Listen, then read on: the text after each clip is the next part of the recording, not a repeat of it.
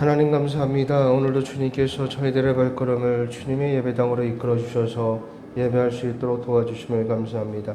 저희들 예배할 자격도 없고 주님 구원받을 자격도 없지만 예수 그리스도의 십자가에 의지하여 주님 이 자리에 나왔사오니 주님 저희들을 받아주시고 주님 이 자리에서 저희가 온전한 예배자의 모습으로 하나님 앞에 서 있을 수 있도록 도와주시옵소서.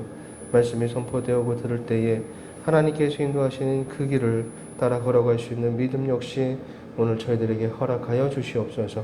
감사하며 예수님의 이름으로 기도하였습니다. 아멘. 하나님의 말씀은 로마서 12장 11절에서 13절까지의 말씀입니다.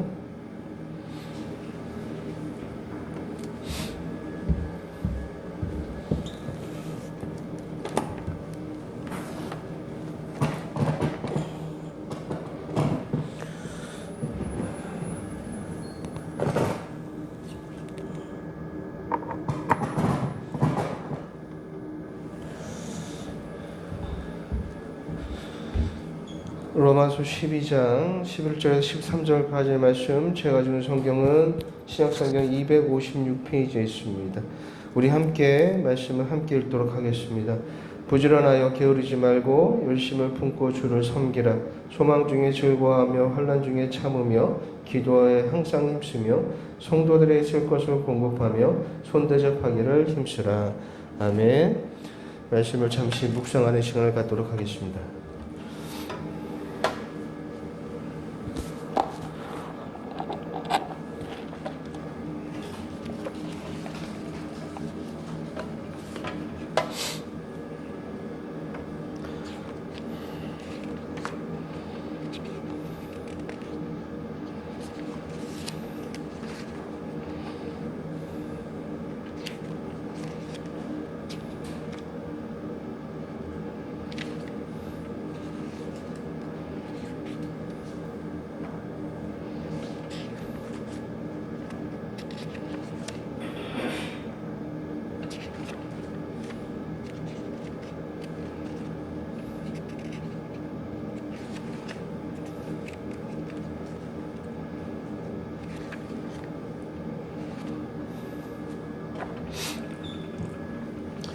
앞을 보시고 오늘 말씀을 읽은 말씀, 본문의 말씀에 대한 이야기를 한번 우리가 생각해 보도록 하겠습니다. 우리가 예수님을 믿어 구원을 얻으면 구원받은 사람에게 어떠한 삶의 변화가 찾아올까요? 우리가 이렇게 알고 있듯이 우리가 예수님을 믿으면 구원을 얻습니다. 그리고 구원을 통해서 우리가 천국, 즉 하나님의 나라에 들어가게 됩니다. 하나님의 나라에 들어가게 된다는 것은 구원받은 사람인 하나님 나라 안에 살아가는 그분의 자녀가 됨을 의미합니다. 하나님의 자녀가 되니 많은 것에 우리의 삶의 많은 부분에 새로운 변화가 찾아옵니다. 우선 삶을 대하는 태도나 자세의 변화가 찾아오고요. 또한 인생을 살아가는 데 있어서 우리가 많은 생각들을 하게 되는데 내가 생각하는 것들과 또한 내가 인생에서 가치로 여겼던 것들에 대한 변화가 찾아오고 또한 내가 꿈꾸던 비전, 이런 여러분들 우리가 비전이나 뭐 소망, 꿈 같은 것들 그리고 인생의 목표의 변화가 찾아옵니다. 그리고 가장 중요한 변화가 하나 있는데 그것은 바로 목적, 즉 내가 무엇을 위해서 살아가야 하는지 그 목적이 구원받은 자에게 주어집니다. 구원받기 전과 구원을 받은 후에 찾아오는 변화들을 생각해 보면 이러한 거예요. 먼저 구원을 받기 전에 우리 인간의 삶을 한번 생각해 보면 우리가 태어나서 죽을 때까지 살아가는 이 세상을 보면 이 세상은 죄로 변질되어서 죄가 지배하는 세상인 것입니다. 죄의 지배를 받는다, 죄가 지배하는 세상이다. 이것이 어떤 것을 의미하냐면 죄가 이 세상을 지배하기 때문에 죄 아래에 놓인 이 세상을 살아가는 모든 사람들은 자신의 욕심과 욕망과 욕정과 이기와 그 다음에 우월과 열등과 허무와 공허 속에서 태어난 사람에서 죽을 때까지 그런 인생을 살아갈 수밖에 없습니다. 인간의 삶을 우리가 한번 생각해 보십시다. 욕망에 사로잡혀 살아가고 욕심 가운데 살아가고 우월과 열등 사이에서 살아가고 내 욕망이 내 욕심이 채워지는 것이 행복한 삶이라고 생각하고 여기며 살아갑니다. 하지만 인간의 욕심과 욕망은 채워지지가 않지요. 그리고 끝이 없습니다. 그리고 가지면 가질수록 욕망이 사라지는 것보다는 만족하기보다는 가지면 가질수록 욕망이 더욱더 커진다는 것을 여러분들이 삶을 통해서 분명히 느끼고 계실 거예요. 그래서 만족이 없어요. 잠시 잠깐의 만족은 있을 수는 있지만 여러분의 인생을 욕망이 여러분들이 바라는 욕망이 채워졌다고 해서 그 만족이 여러분을 찾아오지는 않는다는 거예요. 그래서 열심히 살면서 무언가로 열심히 자신의 인생을 막 채워나가지만 만족보다는 늘 아쉬움이 큰 것이 이 땅의 삶인 것입니다.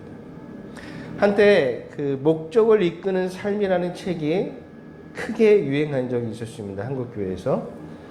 열심히 사는 것 같은데 내 이 열정의 목적이 무엇인지 모르는 현대인들에게 목적을 일깨워주는 책으로 아주 유명했죠. 그래서 교회에서 그것을 성경 공부 교재로 사용을 하기로 했습니다. 참 베스트셀러였죠. 이 시대를 살아가는 사람들의 모습을 보면 참 열심히 살아가요. 하지만 무엇을 위해, 무엇 때문에 그렇게 열심히 사는지 모르는 사람들이 많습니다. 열심히는 살아요. 열심히 공부도 하고, 열심히 일도 하고. 근데 무엇을 위해서 그렇게 해야 되는지 그 목적이 불분명합니다. 왜 내가 이렇게 살아야 하는지, 내가 왜 열심히 이렇게 살아야 하는지, 행복을 위해서 살라고 하는데 도대체 행복이란 무엇이고 어떻게 살아야 행복한 것인지 그 정의가 불분명합니다. 그래서 사람들은 자신의 욕심이 채워지면, 욕망이 채워지면 그것이 행복한 것이라고 생각을 해요. 그래서 어디 맛있는 집에 가서 먹으면 행복하다고 얘기하고 어디 놀러 가서 여행지를 가면 행복하다고 하죠. 자신의 욕망이 어느 정도 채워지면 그것이 행복하다고 생각하죠.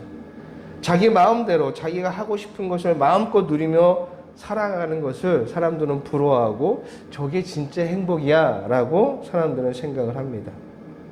그래서 이 목적이 이끄는 삶이라는 책이 유행을 했던 것 같아요. 왜? 인생의 목적이 불분명하고 목적을 상실한 이 시대에 사람들에게 많은 도전을 주었고 도움을 주었기 때문에 참 유행했던 것 같아요. 하지만 그 책이 복음적이지는 않습니다. 자기계발서로는 어느 정도 효과를 볼 수는 있지만 신앙적인 책은 아닙니다. 한국교회에서 필독서로 추천을 받고 성경 공부로 교재로 사용되긴 했지만 복음적인 책은 아니에요. 왜냐하면 인간 스스로는 인간의 목적을 깨닫거나 얻을 수가 없습니다. 구원을 받지 못한 상태에서 인간이 자신의 삶의 목적을 깨닫는 건 불가능한 일이에요. 내가 인생의 목표는 세울 수 있어요. 그러나 그 목표를 왜 세우고 내가 그 목표를 왜 이루어야 하는지 그 목적이 불분명하면 우리가 세운 목표는 이룰 수는 있지만 만족보다는 더 큰 욕망이 우리에게 찾아올 뿐인 것입니다. 어쩌면 채워지지 않는 욕망을 따라 살아가는 것이 이 시대를 살아가는 사람들의 원동력일 수도 있어요. 욕망이 있으니까 저걸 얻기 위해서 열심히 사는 거겠죠. 타락한 인간은 자신이 살아가는 그 목적, 인간이 존재하는 이유, 인간의 목적, 그것을 발견할 수가 없습니다.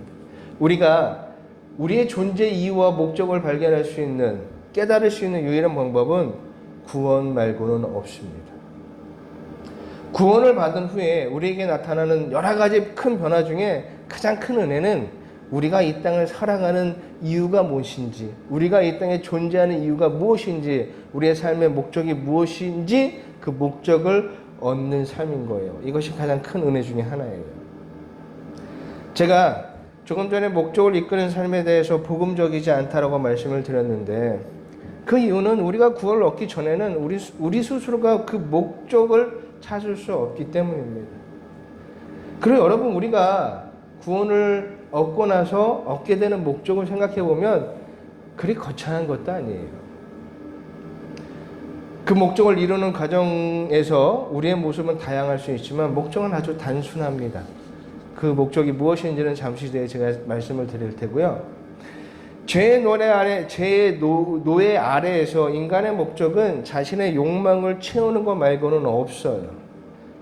하지만 제가 말씀드렸듯이 인간의 욕심과 욕망은 채워지지 않고, 그러다 보니 계속해서 자신의 욕망과 욕심을 채우는 작업을 그냥 죽을 때까지 반복할 뿐이에요. 배가 고프면 밥을 먹고, 졸리면 잠을 자고, 피곤하면 쉬고, 욕망을 채울 때 그것을 행복이라고 생각하고서 계속 채우고 반복적으로 채우는 인생을 살아갈 수밖에 없죠. 그런데 이렇게 목적 없이 인생을 살던, 욕심과 욕망에 사로잡혀 살았던 사람이 예수님을 믿어 구원을 얻으면 천국 안에 살아가는 자가 되고, 그 천국 안에서 내 삶의 분명한 이유, 내 존재의 이유, 내 삶의 목적이 무엇인지를 분명히 깨닫게 됩니다. 천국, 하나님의 나라는 우리가 죽고 부활하여 들어가는 그런 나라만을 의미하지는 않습니다. 우리는 믿습니다.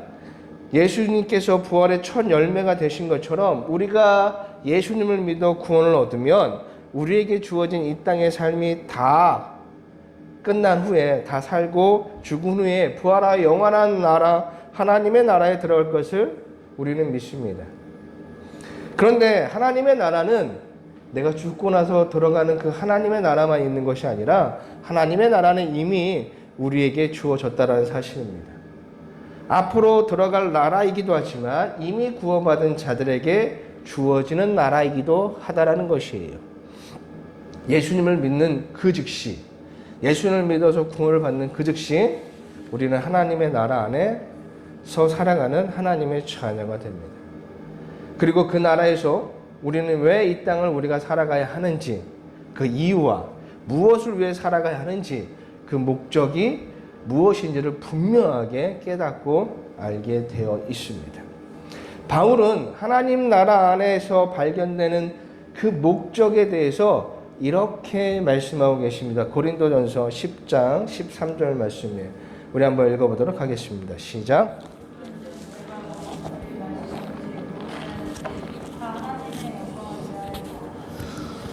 아멘. 아주 단순합니다. 구원을 통해 구원을 얻으면 우리의 삶의 이유와 목적이 분명해지는데, 그 목적이라는 건 단 한 가지예요. 하나님의 영광. 그것이 우리의 삶의 목적이고 우리가 존재하는 이유인 거예요. 다만 하나님의 영광을 이루는 과정의 모습은 우리의 모습들이, 저와 여러분의 인생의 모습이 다르듯이 하나님의 영광을 이루는 방법들은 조금 다를 거예요. 그러나 목적은 하나라는 거예요. 하나님의 영광을 위한 것이에요. 오늘 본문에서 바울은요, 우리에게 여러 가지 권면을 하고 있죠. 원래는 우리가 이제 로마서 12장 9절부터 쭉 이제 말씀을 봐야 되는데, 그 9절부터는 우리가 지난번에 설명해 드렸으니까. 바울이 이 9절부터 계속해서 설명하고 권면하는 것이 있습니다. 그것이 뭐냐면, 우리가 이 땅에서 그리스도인으로서, 우리가 구원받은 자로서 살아가야 되는 모습이 무엇인지를 권면하고 계시는 거예요. 구원받은 자라면 이렇게 살아가야 된다라고 권면하고 있지만, 사실 이것은요, 우리가 구원받았을 때 우리에게 자연스럽게 찾아오는 모습이기도 해요. 그것이 새로운 변화인 거죠. 예수님을 믿어서 구원을 얻으면 새롭게 나타나는 삶의 변화된 모습들이 이렇다라는 것을 바울이 지금 설명하고 있는 거예요. 다만 우리가 이 땅에 살아가면서 여전히 죄의 영향을 받고 있고, 또한 우리의 힘으로는 이길 수 없는 그 죄로 인해서 우리가 새롭게 받은 그 변화의 삶들을 잊어버리거나 아니면 외면하면서 살아갈 뿐인 거예요. 없었던 것이 아니라, 몰랐던 것이 아니라 이미 우리에게 주어진 새로운 삶의 모습이지만, 우리가 죄 많은 이 땅에서 계속 살다 보니까 외면하고 살았던 하나님의 자녀된 모습, 하나님의 자녀로서 살아가야 되는 그 모습을 다시 한번 바울이 상기시켜주고 있는 거예요. 바울은 잊고 살았던 구원받은 자의 삶, 외면하고 살았던 구원받은 자의 삶의 모습이 무엇인지를 다시 한번 믿음의 사람들에게 일깨워주고 있는 것입니다. 여러분, 우리가 여기서 착각하면 안 되는 것이 하나 있는데, 우리가 오늘 바울이 말씀하고 있는 이 말씀처럼 우리가 순종하며 살아가면 구원을 받는다라는 잘못된 생각은 버려야 됩니다. 오늘 바울이 말씀하고 있는 건 이미 구원받은 자들에게 구원받은 자의 모습이 무엇인지를 설명하고 있는 것이지, 이렇게 살면 너희들이 구원을 받을 수 있다라고 생각하면 그건 잘못된 생각이고 잘못된 믿음입니다. 또한 한 가지는 이렇게 살지 않으면 너희들의 구원이 취소될 수 있다는 생각도 잘못된 거예요. 여러분, 구원은요, 예수 그리스도를 믿는 믿음으로 얻게 되는 아주 귀한 은혜인 거예요. 우리의 어떤 행동이나 우리의 어떤 순종이나 우리의 어떤 노력으로 구원을 이룰 수가 없고 얻을 수도 없습니다. 예수님을 믿는 믿음과 동시에 우리의 노력이 필요하다라고 말하는 건 잘못된 생각이고 잘못된 메시지고 잘못된 믿음에 불과한 거예요. 구원에는요, 우리의 지분이 단 1%도 없습니다. 믿음 70%, 순종 30%, 그래야만 구원을 얻을 수 있나? 그렇지 않아요. 절대 그런 일은 없습니다. 그리고 그걸 우리가 어떻게 퍼센테이지로 나눠볼 수가 있어요. 구원은 하나님의 선물이고 전적인 하나님의 은혜라는 것을 저와 여러분이 잊지 마시기를 바라요. 바울이 본문에서 말씀하고 있는 건 구원받은 자에게 나타나는 새로운 삶의 모습들이 무엇인지, 그 자세가 어떤 것인지, 그 모습들을 우리에게 설명해 주고 있는 것이고, 구원받은 자라면 이 모습을 당연히 알고 있습니다.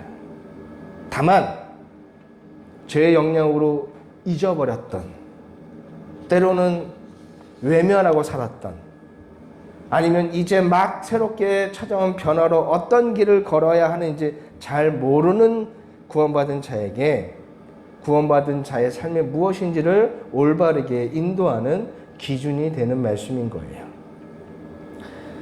구원받은 자는 이러한 기준을 가지고 하나님의 영광을 위한 목적을 이루는 사람이 됩니다. 그것이 구원받은 사람에 나타나는 새로운 삶의 변화된 모습이에요.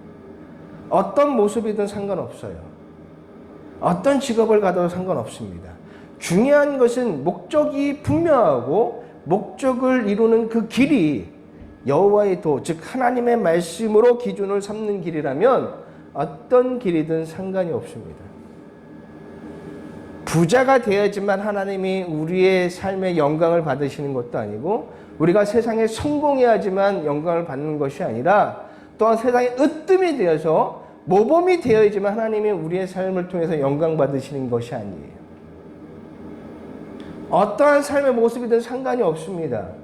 목적이 분명하고 그 목적을 이루는 방법이 하나님의 말씀을 통한 그 길을 걸어가는 인생이라면 어떠한 모양이든 상관이 없는 거예요.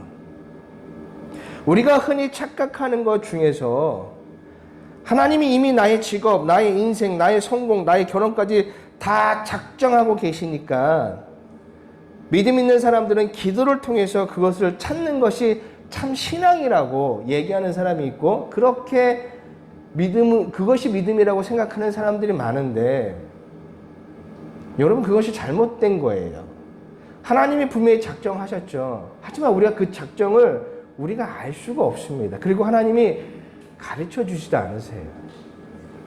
다만 이 작정이라는 것, 예정이라는 것은 많은 시간이 지난 후에 나의 인생을 딱 돌아봤는데, 아, 그때 하나님께서 나를 이렇게 인도하신 거구나 라는 생각을 하면서 예정에 대한 은혜를 고백으로, 믿음의 고백으로 할 수가 있는 것이지, 내가 막 기도한다고 해서 하나님께서 미래를 우리에게 알려주시거나 보여주시거나 그렇진 않아요.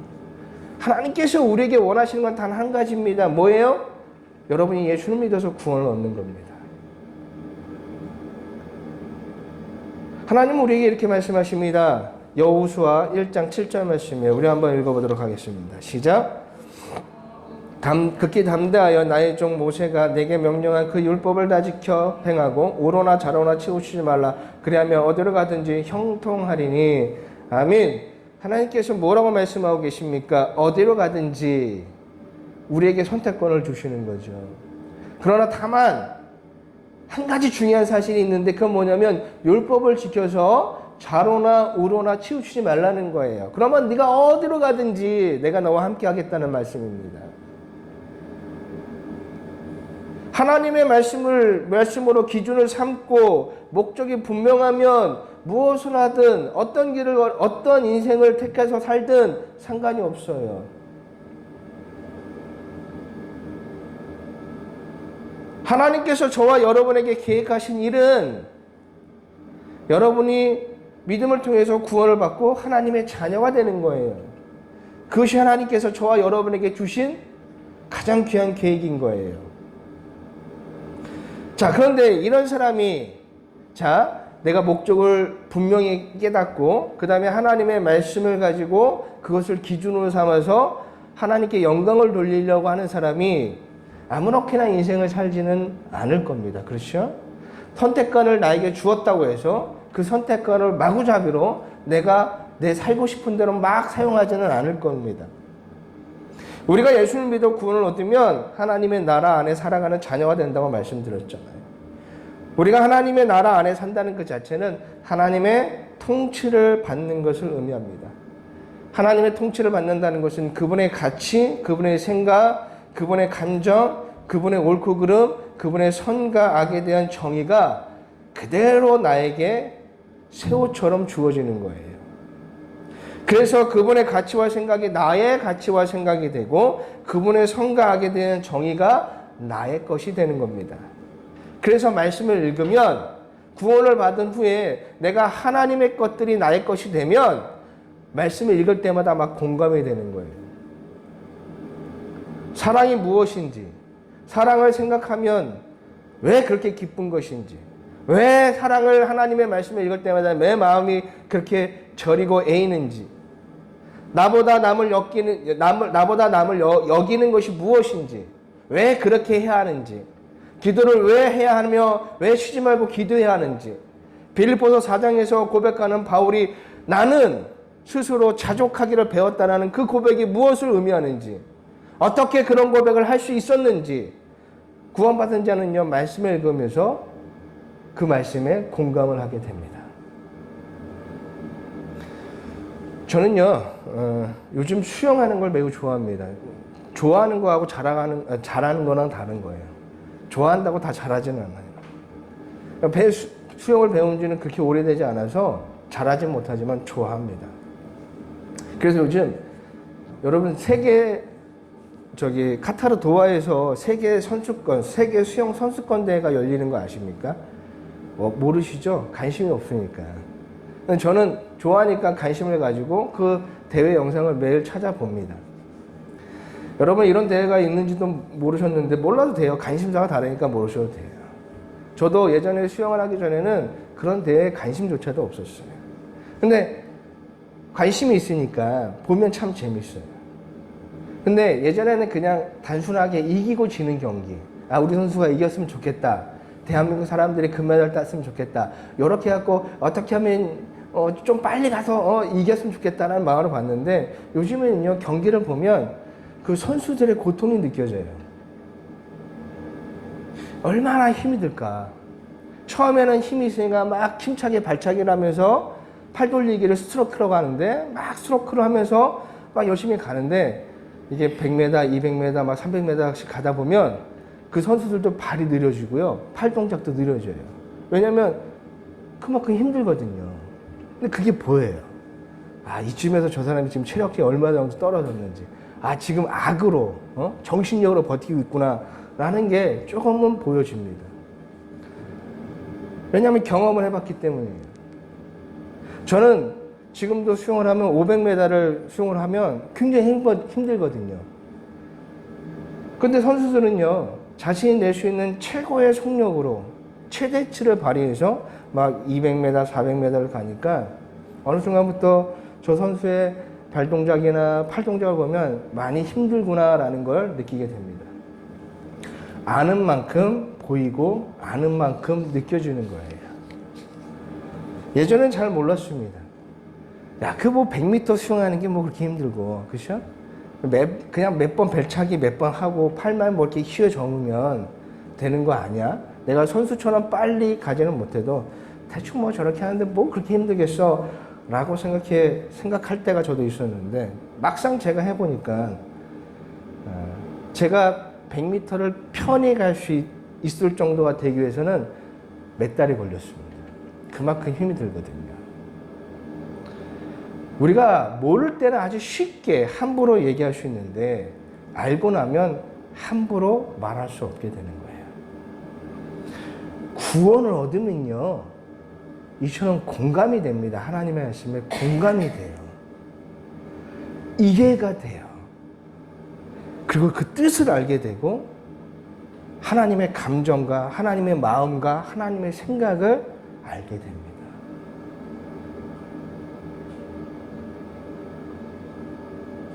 분명히 구원받은 자들은 분명히 이와 같은 경험들을 하게 될 것입니다. 자, 그럼 본문을 통해서 구원받은 자에게 새롭게 주어지는 변화된 삶들이 무엇인지 우리 한번 생각해 봅시다. 우선 거짓 없는 사랑을 하는 사람이 됩니다. 이것은 우리가 지난번에 설교 시간에 이야기를 나눴죠. 거짓 없는 참사랑은 자신을 희생하는 사랑이었다라고 말씀을 드렸습니다.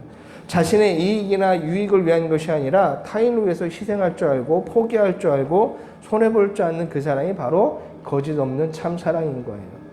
바로 예수님께서 우리에게 주신 그 사랑이 바로 참사랑인 것이죠. 자신을 희생해서 우리를 구원해 주신 사랑. 그래서 우리가 예수님을 믿으면 우리도 예수님처럼 그와 같은 사랑을 하게 되는 거예요. 그래서 예수님처럼 우리가 희생하는 사람이 되는 겁니다. 내가 희생을 통해서 내가 이렇게 희생했으니 하나님께서 나를 축복해 주시겠지. 그래서 더 큰 희생을 하면 더 큰 축복을 주겠지. 그래서 희생하는 것이 아니라 내가 예수님을 믿으면 그 사랑이 나에게 찾아오니 나도 예수님처럼 그냥 희생하는 사람이 되는 거예요. 무엇을 얻기 위해서 나의 소원 성취를 위해서 희생하는 사람이 아니라 그냥 사랑 그 자체를 위해서 희생하는 사람이 되는 거예요. 이게 구원받은 사람에게 나타나는 첫 번째 특징이었죠. 그 다음에 무엇입니까? 악을 떠나서 선을 선택하는 사람이 된다라고 바울이 말씀하고 있죠. 그러기 위해서는 뭐가 중요합니까? 무엇이 선이고 무엇이 악인지가 분명히 기준이 서 있어야 될 거 아닙니까? 그러니까 우리가 예수님을 믿어서 구원을 얻으면 우리 안에 찾아오는 변화 중 하나가 뭐냐면 선과 악에 대한 분명한 정의, 그것이 우리에게 찾아오는 거예요. 무엇이 선이고 무엇이 악인지를 분명히 모르면 그 기준이 없거나 잘못 세우면 선과 악에 대한 모호한 태도를 우리가 보일 수밖에 없거든요. 그래서 내가 악을 행하면서도 내가 선을 행하고 있다라고 착각하고 있는 거예요. 여러분, 예배에 많이 참석하고 예배에 빠짐없이 뭐 주일 오전 예배, 그다음에 뭐 수요 예배, 뭐 철야 예배, 새벽 예배, 뭐 주중에 뭐 이런 예배 많이 출석률이 높으면 그게 선입니까? 아니에요. 사사기 17장에 등장하는 미가를 통해서 우리는 이제 잘못된 예배가 무엇인지를 배워야 돼요. 선과 악에 대한 분명한 기준이 우리에게 있어야 됩니다. 선과 악에 대한 분명한 정의, 그리고 기준을 바로 세우지 못하면 악을 행하면서도 그것이 선이라고 착각하는 어처구니 없는 일이 벌어지는 거예요. 하나님이 예배를 많이 좋아하시니까 예배 많이 드리면 선한 거 아니야? 그렇지 않습니다. 잘못된 예배는 오히려 안 드리는 것보다 못한 일이에요. 그러니까 하나님이 뭐라고 말했어요? 이사야서 1장에서 더 이상 너희들이 안 왔으면 좋겠다. 나에게 예배하는 제사하는 이곳에 안 왔으면 좋겠다. 누가 문을 닫아버렸으면 좋겠다라고 말씀하시잖아요. 구원을 얻으면 선과 악에 대한 분명한 기준이 생깁니다. 그리고 그 기준은요, 내 생각과 가치로 세워지는 것이 아니라 성경을 통해서 기준을 세우게 되는 거예요. 왜냐하면 인간은 언제나 자기 위주, 자기에게 유리한 입장으로 생각하고 상황을 판단합니다. 그래서 객관적이지 못해요. 그래서 착각하는 것 중에 하나가 자신에게 유리한 결과를 가져오는 것을 선으로 착각해요. 나에게 유익이 되는 걸 하나님의 축복으로 착각하잖아요. 나의 인생에 도움이 되는 것, 나를 성공으로 이끌고 나를 좀 더 나은 사람으로, 세상 사람들에게 세상 사람보다 좀 우월하게, 그럼 그것이 하나님의 축복을 생각하는데 그것이 잘못된 거라는 거예요. 예수님께서 이렇게 말씀하셨습니다. 마태복음 7장 3절 말씀이에요. 우리 한번 읽어보도록 하겠습니다. 시작. 들보는 깨닫지 못하느냐. 아멘. 티는 뭐예요? 아주 작은 미세한 먼지예요. 눈에도 잘 안 보이는. 들보는 뭡니까? 커다란 막대기예요. 자신의 죄는 아주 작게 생각하고 여기면서 타인의 아주 작은 잘못은 크게 보는 것이, 그리고 정지하고 판단하는 것이 죄인의 특징이고 우리의 모습이라는 거예요. 이것은 자기 자신을 제대로 보지 못하고 보더라도 외면하고 숨기려고 하는, 피하려고 하는 죄의 특성입니다. 여러분, 우리가 죄의 노예라는 것을 알 수 있는 모습 중에 하나가 바로 자신의 죄를 외면하거나 자신의 죄에 대해서 핑계하거나 도망치고 남 탓하는 모습을 통해서 알 수가 있어요. 자신의 죄를 외면하고 핑계대며 타인에게 그 죄를 떠넘기는 모습, 그것이 바로 최초의 죄를 지었던 아담이 우리에게 보여준 모습이거든요. 자신의 잘못을 인정하기보다는 회피하고 외면하고 도망친 것이 아담이 우리에게 보여준 죄의 모습입니다. 창세기 3장 10절 말씀이에요. 이르되 내가 동산에서 하나님의 소리를 듣고 내가 벗었으므로 두려워하여 숨었나이다. 죄인의 특징이 바로 이거거든요. 숨는 거예요. 도망치는 거예요. 외면하는 거예요. 핑계대는 거예요. 그리고 결정적으로 뭘 얘기하냐면 남 탓을 합니다. 창세기 3장 12절 말씀에 우리 한번 읽어보도록 하겠습니다. 시작. 나에게 함께 있게 하신 여자가 그가 열매를 내게 주므로 내가 먹었나이다. 남 탓하는 거죠.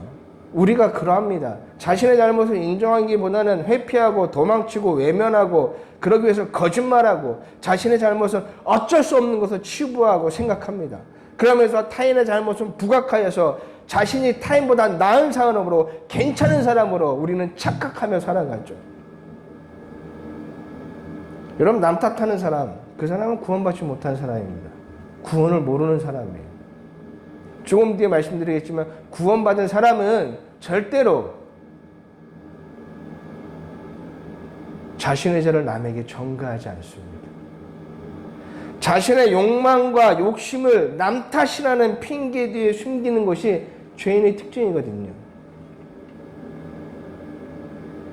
남 탓, 환경 탓, 조건 탓하지 마십시오. 남편 때문에 어쩔 수 없었습니다. 아내 때문에 그랬습니다. 환경이 제가 힘들어서 그랬습니다. 친구 때문에 그랬습니다. 사람 때문에 그랬습니다. 핑계대지 마세요. 자신이 할 수 없었던 그 이유, 자신이 제대로 살지 못한 그 이유를 다른 것으로 돌리지 말라는 거예요.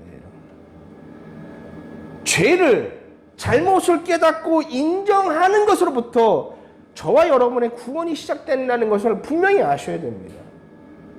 우리가 믿음을 소유하게 되었다는 것은 내가 얼마나 큰 죄인이라는 사실을 깨닫는 것으로부터 시작되는 거예요. 믿음이 내게 왔다라는 것은, 내가 믿음을 가졌다라는 것은 내가 죄인이구나 라는 것을 깨닫는 것으로부터 시작되는 거예요. 여러분, 구원의 과정을 보면 구원받는 사람들의 가장 첫걸음은 뭐냐면 자기 자신을 제대로 보는 거예요.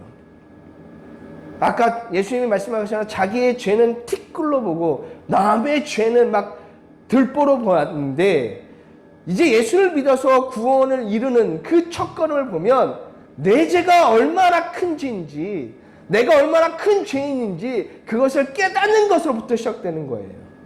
내가 죄에 놓였을 때는 자기 합리화를 통해서 자신의 죄를 축소하고 외면하고 도망치고 숨겼던 사람이 자신의 죄를 똑바로 보고 자신이 어떤 존재인지를 분명히 깨닫는 것으로부터 구원이 시작됩니다. 왜요? 그것이 제대로 알아야 제대로 된 회개를 할 수 있기 때문이에요. 은혜는 우리를 그러한 사람으로 만듭니다. 혹시 이 과정이 없었다면, 이 과정이 없다면 그 사람은 구원받은 사람이 아닙니다. 자신을 제대로 보면서 자신의 죄를 깨닫고 회개하는 사람이 구원받은 사람인 거예요. 그러면서 말씀을 통한 선과 악에 대한 분명한 기준을 가지게 되는 거예요.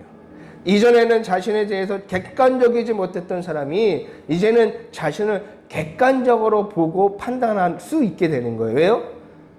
하나님의 말씀이라는 아주 객관적인 기준이 나에게 주어지기 때문입니다. 그리고 이러한 작업은요, 구원받을 때 한 번으로 끝나는 일회성이 아니라 삶에서 수시로 계속해서 일어난다는 거예요. 영국의 로이드 존슨 목사님은 구원받은 그리스도인에 대해서 이렇게 말씀하셨어요. 날마다 자신을 성찰하지 않는 사람, 돌아보지 않는 사람은 구원받은 사람이 아니다라고 말씀했어요. 저는 이 말씀에 매우 공감합니다. 그리고 구원받은 사람이라면 분명히 저와 같은 공감을 하실 거예요. 구원받은 사람은 처음에 그렇게 시작했던 것처럼 날마다 자신의 모습을 돌아보고 생각하는 성찰의 시간들을 분명히 가지게 되어 있습니다. 그래서 자신이 얼마나 형편없는 사람임을 깨달았으니 타인에 대해서 함부로 평가하지 않는 그런 사람이 되는 거예요. 그래서 이러한 모습이 나오는 거예요. 본문 10절 말씀에 우리 한번 읽어보도록 하겠습니다. 시작. 형제를 사랑하여 서로 우애하고 존경하기를 서로 먼저 하며. 아멘. 내가 은혜를 통해서 내가 얼마나 큰 죄인인지, 내가 얼마나 못난 사람인지를 깨달았으니 남에 대해서 함부로 평가하거나 내가 남보다 낫다라고 생각하지 않아요. 그래서 가족처럼 이웃을 사랑하게 되고 그를 나보다 낫게 여기는 마음이 나에게 있게 되는 겁니다. 그래서 우리가 그렇게 구원받은 사람의 변화된 모습으로 하나하나씩 우리가 바뀌어지는 거예요. 그리고 우리가 구원을 얻으면 또한 이런 모습도 우리에게 찾아옵니다. 구원을 얻으면 우리는 무엇이든지 최선을 다하는 사람이 돼요. 11절 말씀입니다. 다시 한번 우리가 함께 한 목소리 읽어보고 하겠습니다. 시작. 부지런하여 게으르지 말고 열심을 품고 주를 섬기라. 아멘. 부지런한 사람이 된대요. 종교개혁자 칼빈은요, 구원받은 사람의 특징 중 하나를 이렇게 설명합니다. 구원받은 자는 자신에게 주어진 삶의 최선을 다한다. 헛된 시간들을 보내지 않는다는 거예요. 그래서 무엇이든지 열심히 합니다. 그렇다고 해서 아무 일이나 열심히 하지는 않을 거예요. 무엇이든지 열심히 한다는 게 아무리나 막 열심히 한다는 것은 아니에요. 우리가 조금 전에도 설명드렸듯이 분명한 하나님의 말씀을 통해서 선과 악의 기준을 가지고 있기 때문에 본문의 말씀처럼 악을 떠나서 선을 선택하는 일에 열심히 하는 사람이 되는 거예요. 그럼 열심히 한다는 게 뭘까요? 우선 자신에게 주어진 맡겨진 삶의 그 시간들, 일에 대해서 최선을 다합니다. 최선을 다하는 건 뭐냐면 환경을 탓하거나 불평하지 않고 주어진 자리에서 최선을 다한다는 거예요. 우리의 인생들을 왜 우리의 인생이 불행해지냐면요, 우리가 자꾸 남과 비교하는 인생을 살기 때문에 불행한 거예요. 나는 이걸 가지지 못했는데 쟤는 이걸 가졌어. 요즘에 더욱 그게 심한 것 같아요. 워낙 스마트폰에서 인터넷 발달해서 막 그런 거 보잖아요. 인스타, 틱톡이라든지 여러 가지 개인의 SNS를 통해서 다른 사람들의 인생을 너무 쉽게 우리가 보거든요. 그래서 막 화려하고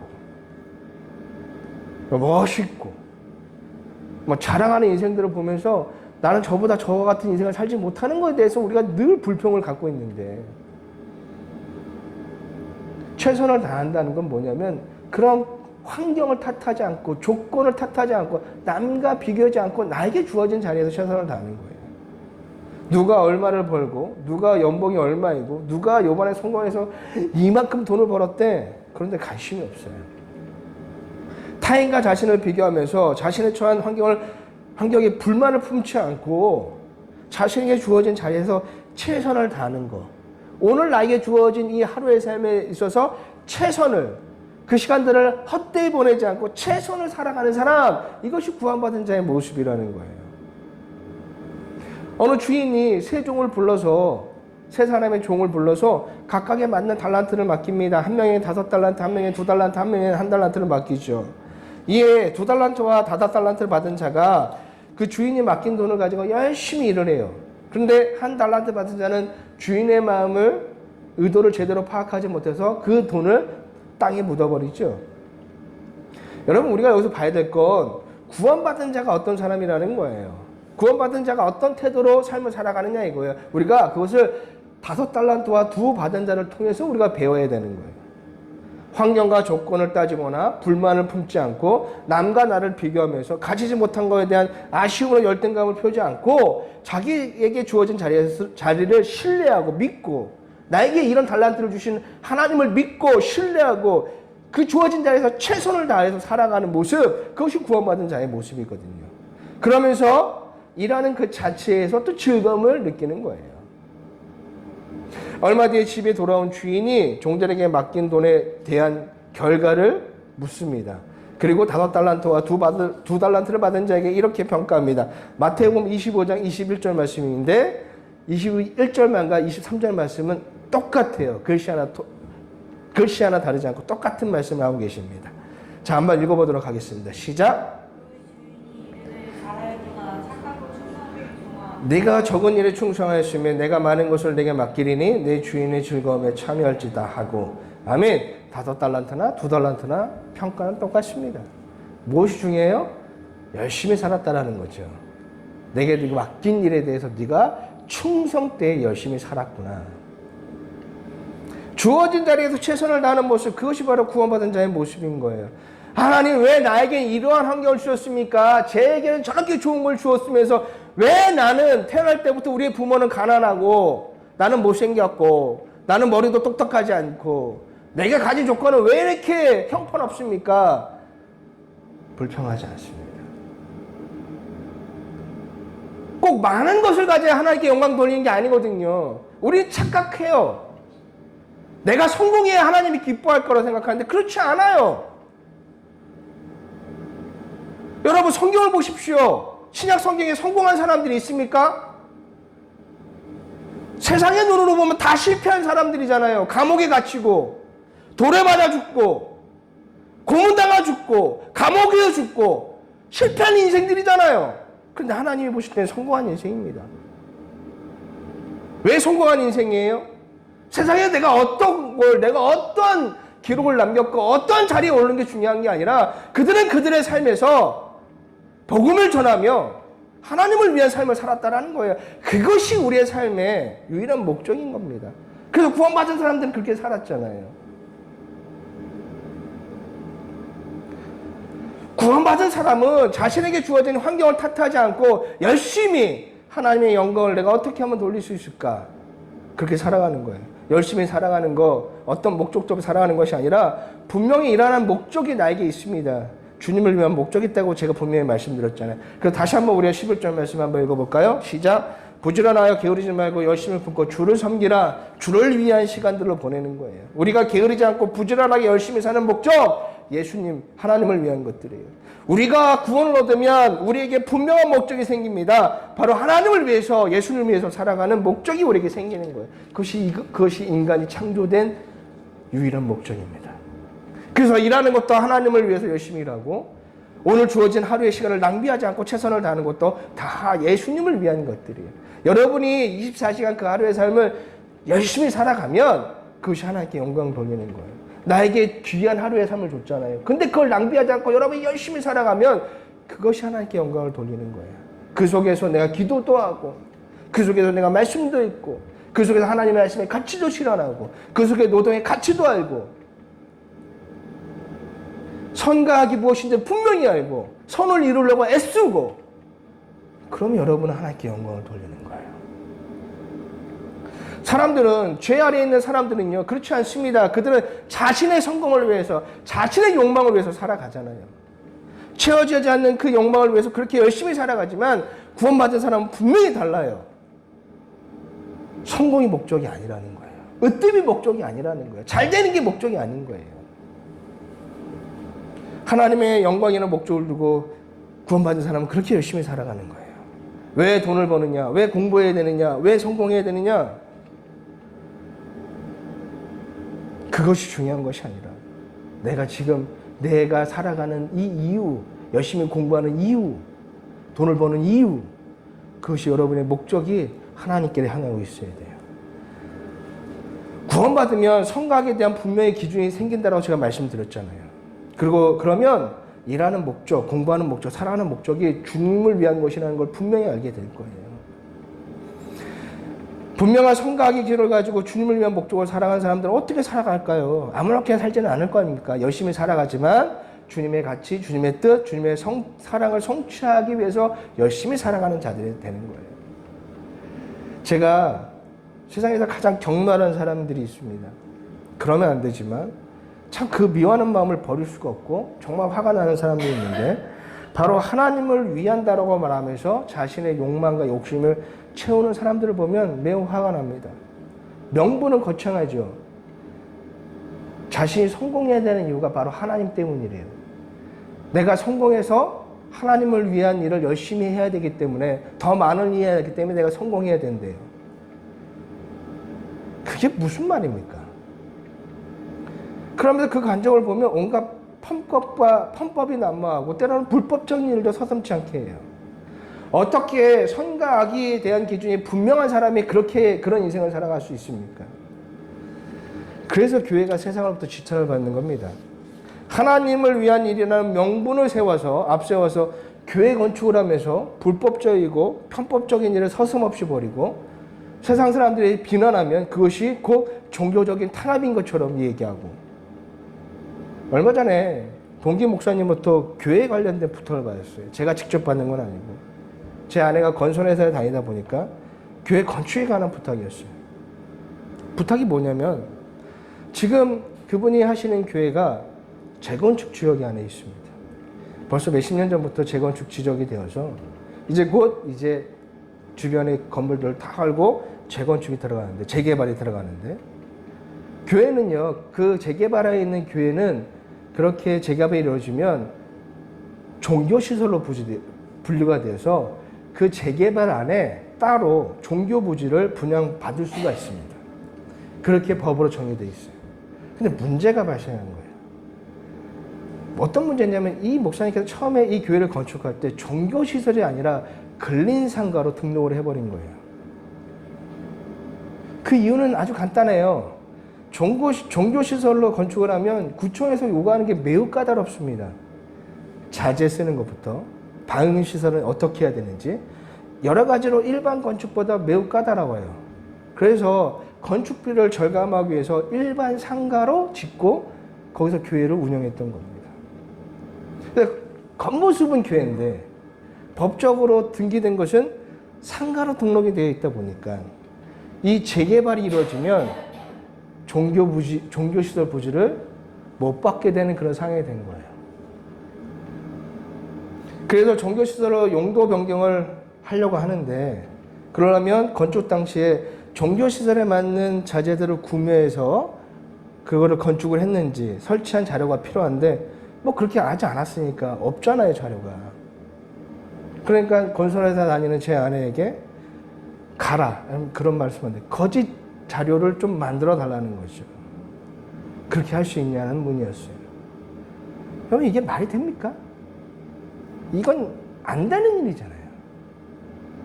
그렇게 자료를 구해서 구청에 제출하면 그들이 모를까요?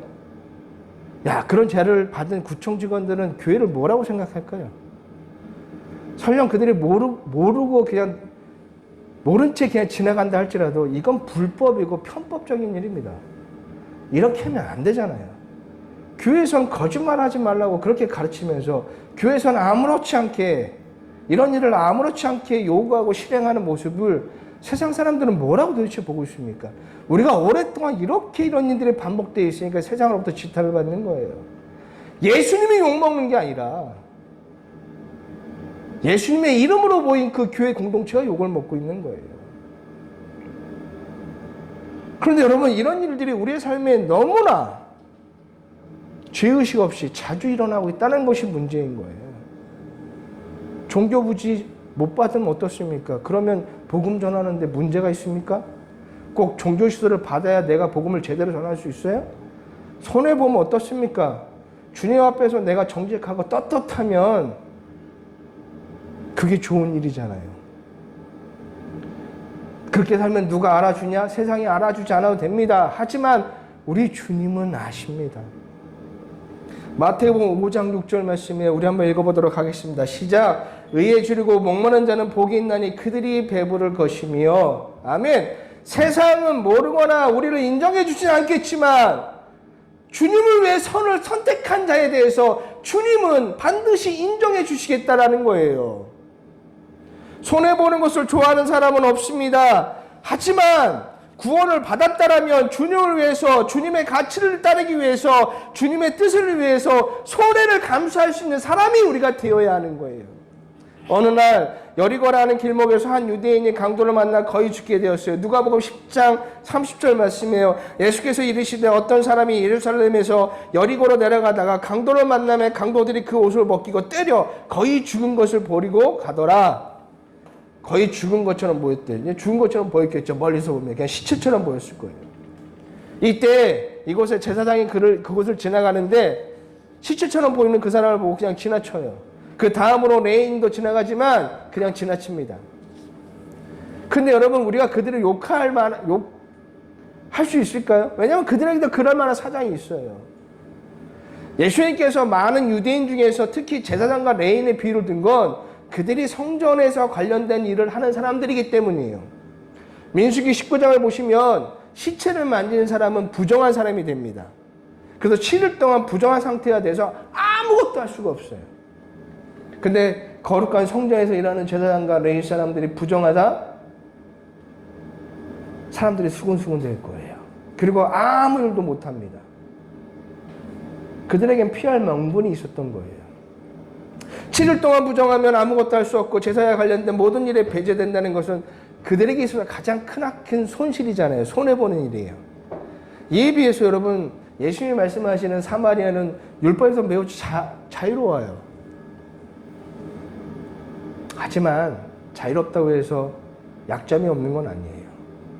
혹시라도 이 사마리아 사람들이 그를 도와주다가 매복했던 강도에게 당할 수도 있고요. 후에 강도당한 사람을 치료해 줌으로써, 그리고 그걸 부탁함으로써 금전적인 손해를 분명히 보게 됩니다.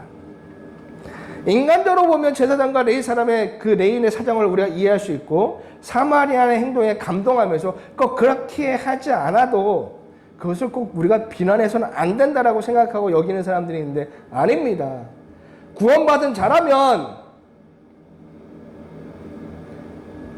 그리고 그것이 하나님 예수님께서 가르쳐 주신 선이라면 손해를 보더라도 그 일을 선택하는 자가 되는 거예요. 시간이 많이 지나서 다음 주에 계속해서 이어서 말씀을 생각해 보도록 하겠습니다.